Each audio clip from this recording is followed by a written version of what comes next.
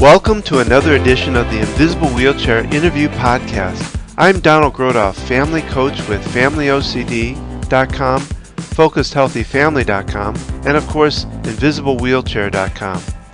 In the Invisible Wheelchair interviews, I get the wonderful chance to interview some of the experts with obsessive compulsive disorders, professionals that treat OCD, people who are going through or have been through OCD, parents and caregivers of those suffering from OCD, and of course anyone that advocates for treatment of OCD. My goal of these interviews is to inform people on all aspects of OCD and bring about awareness of obsessive compulsive disorder. Please remember that I am not a doctor, therapist, or counselor, and the content, information, resources, and ideas that are talked about and brought up here in these interviews are not necessarily the views and opinions of myself, Family OCD, Focused Healthy Family, and Invisible Wheelchair Podcast, and I always recommend to seek additional professional help in finding solutions for yourself. You can find out more about me at FamilyOCD.com, FocusedHealthyFamily.com, and InvisibleWheelchair.com.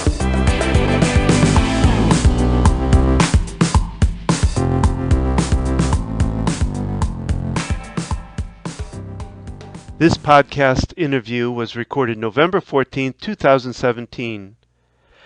Today we get a different perspective about relationships and OCD from a couple that are dealing with OCD on a daily basis. Jeff has OCD and Nancy does not. Nancy and Jeff were married in October of 2009 and just celebrated their 8th anniversary. They were both born and raised in Connecticut and moved to South Carolina after being married for 5 years. Jeff had gone to UNC Charlotte, so he was familiar with the Carolinas and had always wanted to come back. It was difficult to leave his family behind, but they felt this was the best move for them. Jeff works in the insurance industry, and Nancy is a licensed practical nurse. It has not been easy for them to move away from their family, but they have made a lot of friends here and found their place and are loving it so far. Growing up, OCD was not really an issue for Jeff. He was what you might call a typical boy. He did occasionally have some problems with people washing their hands before touching some of his personal belongings, but other than that, life was pretty normal. Jeff started experiencing OCD symptoms in 2005 and was diagnosed in 2008. Right around the time he started dating Nancy, and she has been with him every step of the way through all the good and bad times. So let's find out more about them. Let's go to the interview now.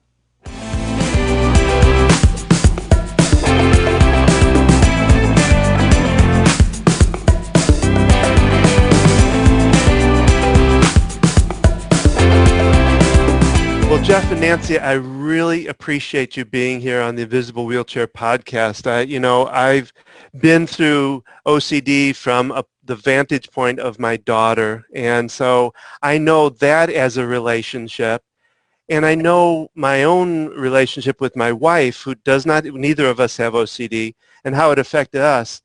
But it's really interesting to see a perspective from a couple that one person does have OCD and the other doesn't. So I'm so glad you're here to talk about that and kind of get that out there. Thanks for having us. Yes, thank you. So I guess we'll start out. I'd like, if you could, and I'd like both of you to kind of tell just a little brief story about yourself that's involved with what we're talking about tonight. Okay, I'll start. So my name is Nancy. Growing up in my household, I grew up with 2 older sisters, and things were pretty much a typical family. We didn't have any problems or any conditions or anything in the house that anybody had that caused anything to be different than other families. I went to to college, and I majored in psychology. Believe it or not, my senior project was about OCD, or Obsessive Compulsive Disorder, and I never knew that at some point I would actually be quote unquote living with it or living with somebody that has it. Once I met Jeff, where we used to work together, and as we started dating more, we kind of started talking about that, and he was diagnosed with it, and I knew I needed to keep learning as much as possible about OCD, so we started going to therapy together, and then that kind of continued once we even got married, and we just kind of try to work things out together. Maybe there was some kind of divine intervention there that brought the OCD to you because you were learning about it, that anyway. So Yeah. Jeff, what about you? Well, just like Nancy, I grew up a very typical family. I was your average boy. My mom used to have to fight me to get into the shower and bathe me, and I was always into everything, and which is very surprising because that is not the way I am now. Growing up, I did have, looking back, I noticed that I did have a few tendencies. Like, for example, like when I used to have people come over and play my video game systems, I would ask them to wash their hands first because I didn't like the way that the greasy hand fingerprint feeling felt on the remote controls of the Nintendo system. But other than that, that was really the only thing that I noticed. And it wasn't until actually after I got out of college where I purchased my first car, brand new, right out of the, right off the lot, is where my OCD really came full force. I would spend hours and through the middle of the night, through the day, constantly walking around, checking for scratches and imperfections and constantly cleaning it even though it didn't need to be cleaned. And that is what really was my starting point. Then I would start with hand washing. The hand washing started went into working with turning the lights on and off, just trying to think of other things, checking under my bed, under my dresser, have to turn the lights on and off 4 or 5 times. And, it wasn't until actually after Nancy and I met where I finally had enough that I went to a therapist and I was diagnosed. And I never thought that I actually would have something like this. It's definitely changed my life. And I'm just happy that I have Nancy as a support system because it's definitely very hard to do alone. And, I actually have been with a girlfriend who actually used to tease me and make fun of me about it. So that was definitely a big challenge because I was so embarrassed to open up. Yeah. And Nancy was very accepting, and that's when I really knew that she loved me because she loved me for who I am, and this is who I am. Yeah. So, it was definitely a challenge in the beginning, but once I met Nancy, things definitely got much better. I understand the support factor. Having, even like with I did, having that tag team effect with my wife to be able to go in when we were, that 11 o'clock at night, 12 o'clock at night battles where you had to go, I'm tired, you're next, go, kind of thing. So I understand that. So what would you say as a relationship, what do you find are your biggest obstacles that you run into?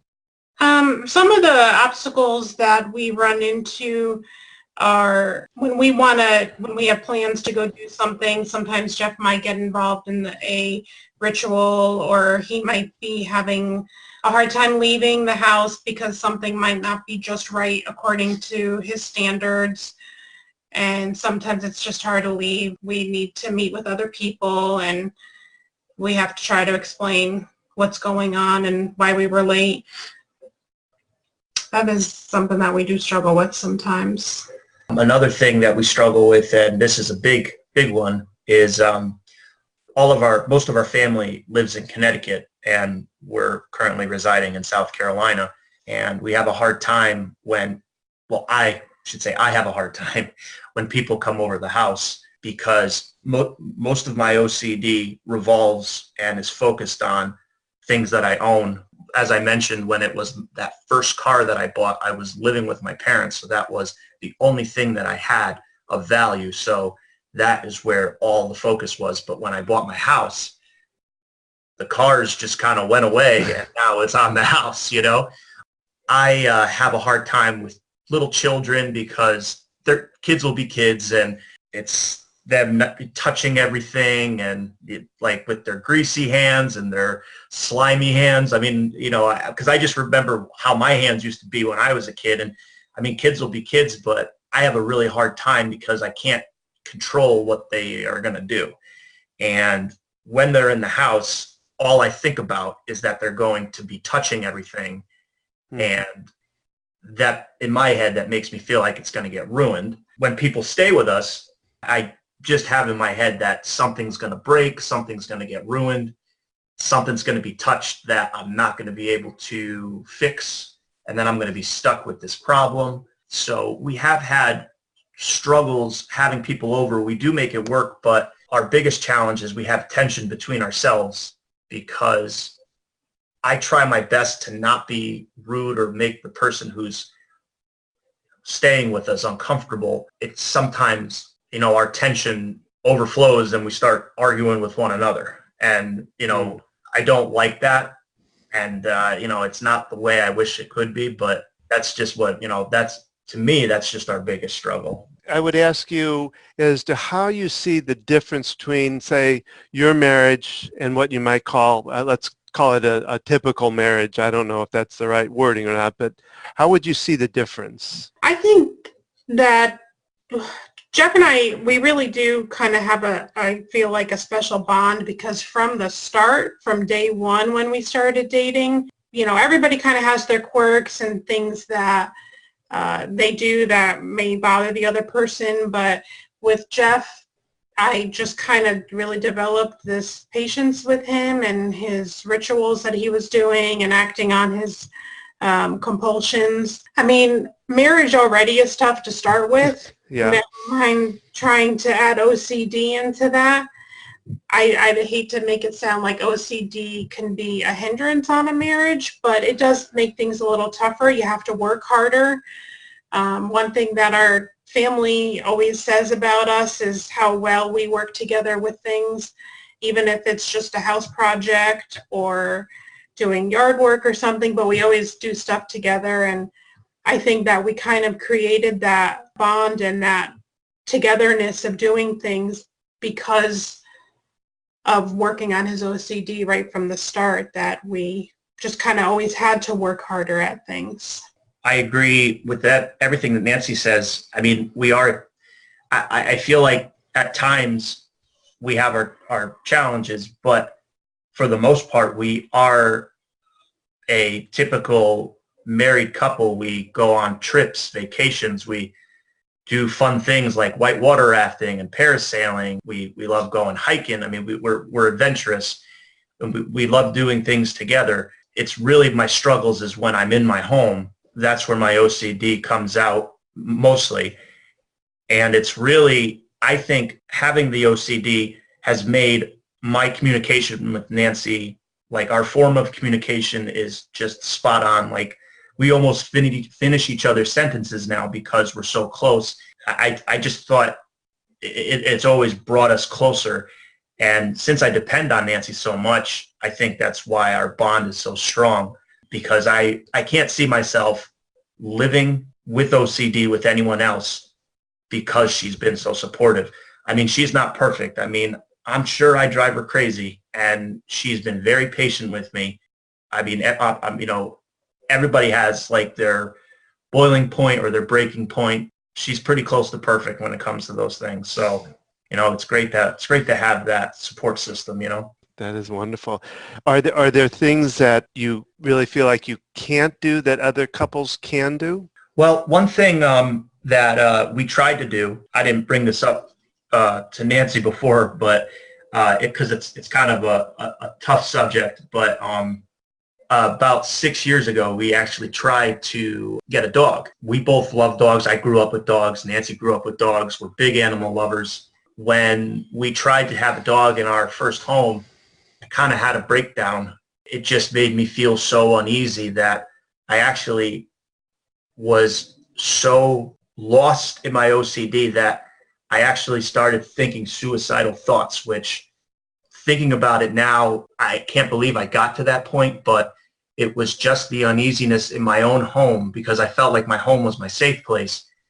The dog, it was a rescue dog, so she was not like a typical puppy where she clearly had something wrong with her. You know, she must have had a abusive past or something, but she just was all over the place, and I was constantly walking around and cleaning up after her and picking up the dog hair that I couldn't do it. And I started talking about hurting myself, and, you know, we actually had to bring the dog back to the shelter, and it was hard to do because, like I said, I'm such a huge animal lover. I was afraid of scratches getting on our hardwood floors and drool getting all over the place on the leather couches, and it was controlling my life thinking about that, and I couldn't sleep for 2 days. That was probably, I would say, the hardest thing that I have gone through since I've had my OCD, was that incident, because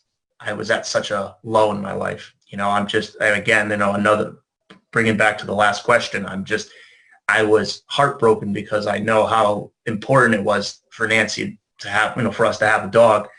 But she was there. She was supportive. She didn't resent me. She didn't make me feel guilty. I'm sure she was sad about it. And we always talk about it, that we wish it could have worked out. I just couldn't live in the house with one. It breaks my heart because I love animals, and I have such a big heart, but for some reason just can't seem to control the OCD and how it makes me feel in my own home, you know. We did, however, recently start a fish tank, which was a nice project for the both of us to do together, and it's safe and they don't make a mess. And we enjoy watching them because it's relaxing. Yeah. So that was nice to bring some fish into the home. Yeah, you just can't take them for a walk or anything like that. So No. what kind of advice would you give other couples that, you know, that may not have been as lucky as you to be able to start from the very beginning of this thing, and that have come into the middle of it or come into realization in the middle of it? Is there any thoughts that you might have even for them that would help them? I think it's important to try and remember, and although it's going to be hard, but remember why you got married in the first place. You got married to this person because you loved them and you wanted to spend the rest of your life with them. You took an oath and a promise to stay together in good and bad, no matter what. When you're married, you can't just give up and break apart and, you know, go your separate ways because you took that oath. You have to definitely be patient with one another, and you have to communicate with one another. You have to be open to giving feedback, whether it's good or bad. Try not to be too sensitive. Now, I will admit in the past there's been things in the beginning that Jeff did when we first lived together, once we were married, that caused me to be sensitive about it, and where I may be sad, and he would have to wipe it off, and I always felt like maybe I was causing things to be worse for him. But you have to just work together against the OCD, not against each other. You just take it one day at a time. You're going to definitely have your ups and downs. Some days good, some days not so good. I know for me personally, I have to keep in mind that these rituals or things that Jeff does or thinks, they're not his fault. He doesn't want to be this way, and it's not hard. It is hard to remember that all the time. You can come up with a plan with one another. So when he, for instance, might start looking at the way things are on a wall, we've been given advice from a friend. He's allowed to ask 3 questions, or ask me 3 times, how does it look? After the 3rd time, we're done talking about it. So then that way, you know, we don't keep going on and on about it. We've set timers on the microwave for him, and that's how long he's allowed to clean for after dinner. But it's good if you develop a plan and talk about it ahead of time. Don't just throw at him, well, you get 30 seconds and that's it. So we've come up with some things to help with that. But patience and communications it's just vital to make it through and to be there for one another.